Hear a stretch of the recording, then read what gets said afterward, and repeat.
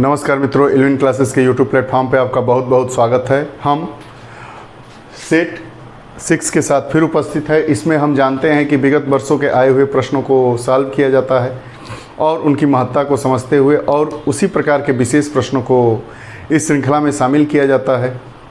प्रश्नों की संख्या 15 से 20 तक होती है। आइए प्रारंभ करते हैं। कुछ व्हाइट बोर्ड पे प्रश्न दिए हैं। अगर आप हमारे वीडियो को पहली बार देख रहे हैं तो कृपया, अगर आपको यह हमारी कक्षा अच्छी लगे तो लाइक करिएगा, कमेंट करिएगा, अपने विचार दीजिएगा और चैनल को ज़रूर सब्सक्राइब कीजिएगा। आइए देखते हैं पहले प्रश्न से। न्यूट्रॉन की खोज किसने की थी? हम जानते हैं कि इलेक्ट्रॉन, न्यूट्रॉन, प्रोटॉन 3 होते हैं। तो जो न्यूट्रॉन थी उन न्यूट्रॉन की खोज चैडविक ने की थी। न्यूट्रॉन निरावेशित कण होता है, इस पर कोई आवेश नहीं होता है, चाहे धनात्मक या ऋणात्मक नहीं होता है।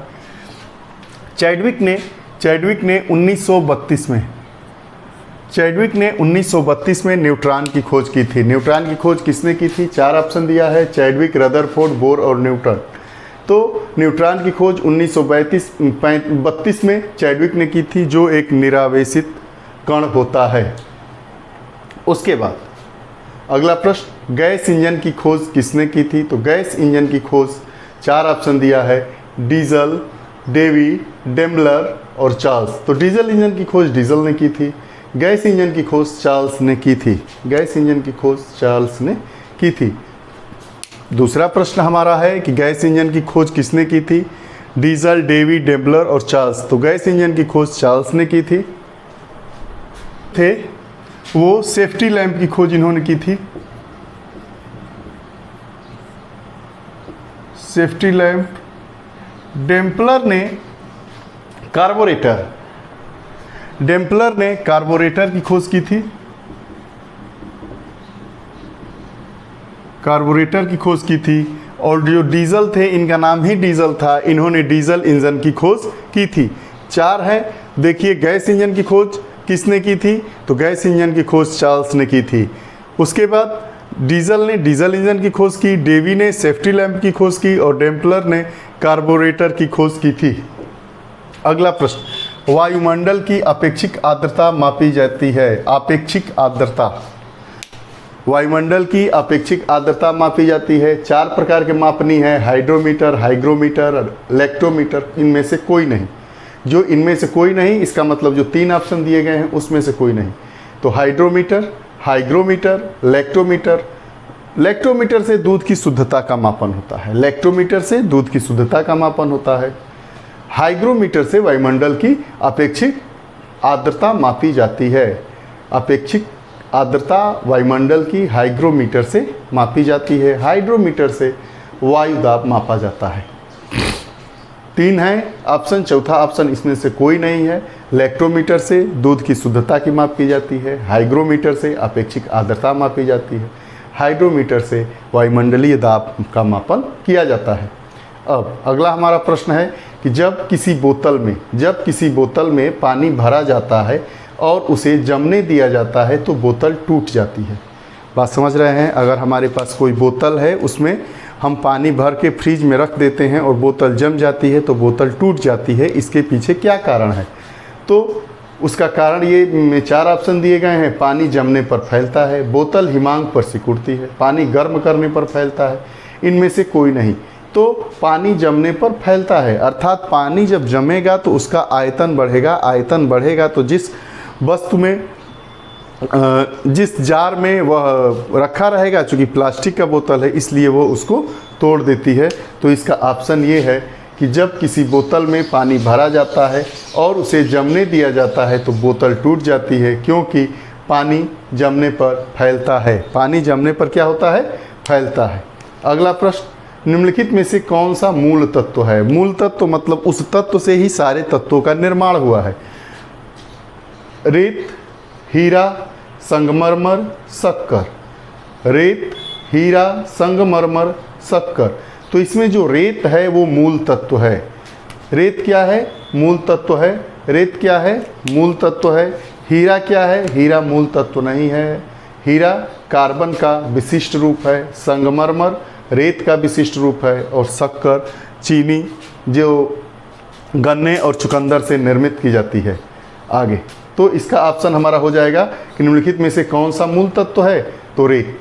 उसके बाद अगला हमारा है जीव विज्ञान अध्ययन करता है। जो जीव विज्ञान है वो किसका अध्ययन करता है?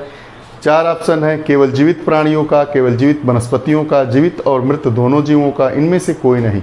तो जो जीव विज्ञान है वो केवल जीवित प्राणियों का अध्ययन करता है। जीव विज्ञान क्या करता है? केवल जीवित प्राणियों का अध्ययन करता है। आगे सूक्ष्म जीवाणु को देखा जा सकता है। जो सूक्ष्म जीवाणु होते हैं उनको कैसे देखेंगे? 4 प्रकार के ऑप्शन है। पहला, खुली आंख से हम जैसे तारों को देखते हैं, आसमान को देखते हैं, दुनिया को देखते हैं, अपनों को देखते हैं, किताबों को देखते हैं, पढ़ते हैं, तो खुली आंख से। क्या सूक्ष्म जीवाणु को भी खुली आंखों से देखा जा सकता है? पहला ऑप्शन है। दूसरा ऑप्शन कंपाउंड खुर्दबीन द्वारा। तीसरा ऑप्शन हैंड लेंस द्वारा। चौथा ऑप्शन इलेक्ट्रॉन खुर्दबीन द्वारा। तो जो सूक्ष्म जीवाणु जिसे हम बैक्टीरिया भी कहते हैं उसको हम कंपाउंड खुर्दबीन द्वारा देख सकते हैं। हैंड लेंस जो हाथ में रख के लेंस रखा जाता है, कई लोग पढ़ने के लिए भी उसका प्रयोग करते हैं, आप देखे होंगे। अब दृष्टिपटल पर जो चित्र बनता है वह कैसा होता है? दृष्टिपटल मतलब आँख में जो दृष्टिपटल होता है उस पर जो चित्र बनेगा उसी के अनुसार हम वस्तुओं को देखते हैं, तो वो उसी की बात कर रहा है, नेत्र के बारे में बात कर रहा है। तो दृष्टिपटल पर चित्र बनता है वह कैसा बनता है? पहला, वह वस्तु के बराबर होता है परंतु उल्टा होता है। वह वस्तु से छोटा होता है, वह उल्टा होता है। वह वस्तु से छोटा, वह सीधा होता है। इनमें से कोई नहीं। तो हम जानते हैं कि दृष्टिपटल पर जो चित्र बनता है वो वस्तु से छोटा होता है, क्योंकि आँख छोटी है, आदमी बड़ा है, तो वो जो चित्र बनेगा वो छोटा ही बनेगा, लेकिन हमेशा उल्टा बनता है। तो जो दृष्टिपटल पर चित्र बनता है वह वस्तु से छोटा व उल्टा होता है।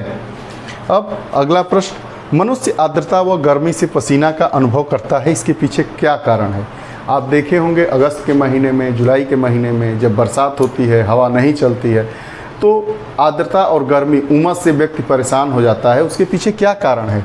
4 ऑप्शन हमारे पास दिए गए हैं। अधिक पसीना आता है, कम पसीना आता है, पसीना आर्द्रता के कारण वाष्पित नहीं होता है, इनमें से कोई नहीं। तो अधिक पसीना आता है लेकिन आदमी परेशान नहीं होता है, कम पसीना आता है तो भी नहीं परेशान होता है। इसका कारण ये है कि जब आर्द्रता और गर्मी से पसीने का अनुभव होता है तो उसका कारण ये है कि जो पसीना निकलता है वो वायुमंडल में इतनी नमी होती है, वायुमंडल में इतनी आर्द्रता होती है कि जो हमारा पसीना होता है वह वाष्पित नहीं हो पाता है। जब वाष्पित नहीं हो पाता है इसलिए उमस और आर्द्रता और गर्मी से व्यक्ति परेशान हो जाता है। तो मनुष्य आर्द्रता व गर्मी से पसीना का अनुभव करता है। इसका कारण क्या है? इसका कारण ये है कि पसीना आर्द्रता के कारण वाष्पित नहीं होता है। अब अगला हमारा प्रश्न है, पोलियो का टीका सबसे पहले तैयार किसने किया था? 4 ऑप्शन है, Paul Ehrlich, John Salk, Louis Pasteur और लिस्टर। टीका सबसे पहले किसने तैयार किया था? 4 ऑप्शन है, Paul Ehrlich, John Salk, Louis Pasteur और लिस्टर। तो जॉन साल्क ने पोलियो का टीका जो तैयार किया गया था सबसे पहले इन्होंने ही तैयार किया था। जो लुई पास्चर है, इन्होंने भी रेबीज़ के टीके का आविष्कार किया था। 1880 में रेबीज़ के टीके का आविष्कार लुई पास्चर ने किया था। अब अगला प्रश्न, विटामिन सी का सबसे उत्तम स्रोत क्या है? विटामिन सी, खट्टी जितनी वस्तुएं खाने वाली सामग्री होती है उसमें विटामिन सी पाया जाता है। तो विटामिन सी का सबसे उत्तम स्रोत क्या है? 4 ऑप्शन है, सेब, आम, आंवला, दूध। तो विटामिन सी का सर्वोत्तम स्रोत आंवला है। आगे, हृदय की धड़कन नियंत्रित होती है। हृदय की धड़कन किससे नियंत्रित होती है? सोडियम, गंधक, पोटेशियम, लोहा। तो पोटेशियम से हृदय की जो धड़कन है वो नियंत्रित होती है। न्यूट्रॉन की खोज किसने की थी? चैडविक ने की थी। गैस इंजन की खोज किसने की थी? डेवी ने की थी। वायुमंडल की अपेक्षित आर्द्रता मापी जाती है हाइग्रोमीटर द्वारा। जब बोतल में पानी भरा जाता है, जमने दिया जाता है तो बोतल फट जाती है। क्यों फट जाती है? कि पानी जमने पर उसका आयतन बढ़ जाता है। मूल तत्व इसमें रेत है। अगला, जीव विज्ञान केवल जीवित प्राणियों का अध्ययन करता है। इधर आते हैं तो देखेंगे कि सूक्ष्म जीवाणु को देखा जा सकता है कंपाउंड खुर्दबीन द्वारा। दृष्टिपटल पर जो चित्र बनता है वह कैसा बनता है? वस्तु से छोटा व उल्टा बनता है। मनुष्य आर्द्रता व गर्मी से पसीने का अनुभव करता है। कारण क्या है? कि पसीना आर्द्रता के कारण वाष्पित नहीं हो पाता है। पोलियो का टीका सबसे पहले जॉन साल्क ने तैयार किया था। लुई पास्चर ने 1880 में रेबीज के टीके का आविष्कार किया था। विटामिन सी का सबसे उत्तम स्रोत 4 ऑप्शन है, इसमें से आंवला है। हृदय की धड़कन नियंत्रित होती है, तो हृदय की धड़कन पोटेशियम द्वारा नियंत्रित होती है। यह हमारे कुछ प्रश्नों की श्रृंखला थी। आपको यह कक्षा कैसी लगी? आप ज़रूर अपने विचार हमारे कमेंट में दीजिएगा। आप हमारे और वीडियोस को भी देख सकते हैं। उसके लिए आपको 11 क्लासेस के यूट्यूब प्लेटफॉर्म पे जाना होगा और प्लेलिस्ट जब आप प्लेलिस्ट ओपन करेंगे तो उसमें आप विभिन्न विषयों की अच्छी कक्षाएं हैं, आप उनको पढ़ें। हमारा निवेदन है आपसे कि जब आप कोई भी विषय की कक्षा प्रारंभ करते हैं तो पहली वीडियो से देखें।